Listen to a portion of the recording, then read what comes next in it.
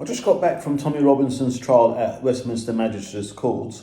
If you want a detailed account of what happened today during the trial, then please refer to my post on my X account. I have a link in the description in case you're not following me on X.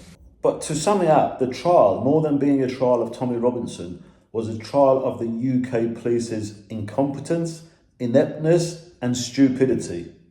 And the police lost very badly today.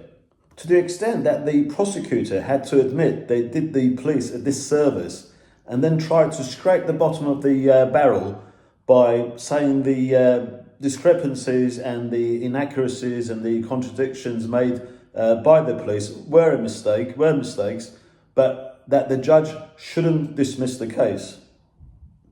There was only one police witness in the stand physically in the court. There were two on the video call, and the other ones, just their statements were read, so they couldn't be cross-examined.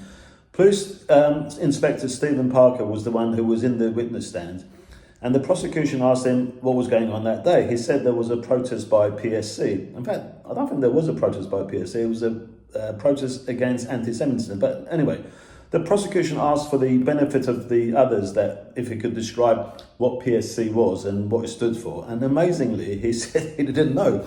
He didn't know what it stood for because he was dyslexic. I mean, even if you're dyslexic, so what?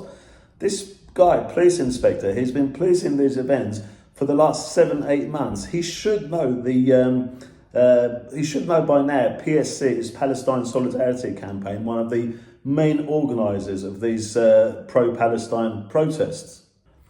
It really was a comedy of errors and a farce to watch. The court heard Inspector Parker, who's the other excuse he had about his statements being inaccurate was because his laptop battery was dying.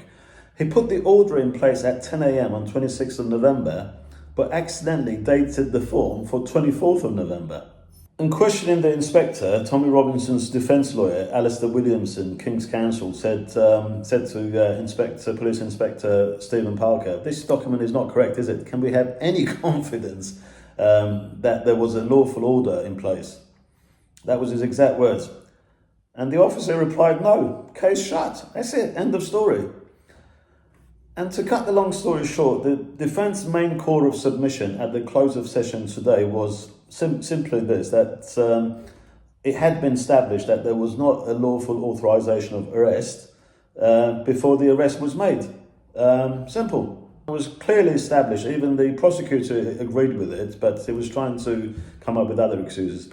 And the judge said that he will think over tonight whether the case should be dismissed, and he'll make his decision tomorrow morning at 10:30.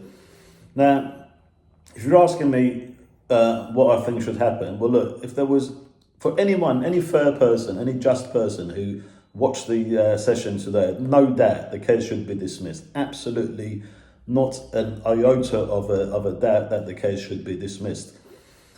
However, for some reason, Tommy never gets a trial by jury. It's always by magistrates. The fact that the judge needs to think over tonight to make a decision tomorrow makes me think, well, I mean, what's going to happen tonight? Is he going to get a phone call from someone above, or is he going to be making a deal? Is he going to be put under pressure to make the trial to go ahead and continue and not dismiss it?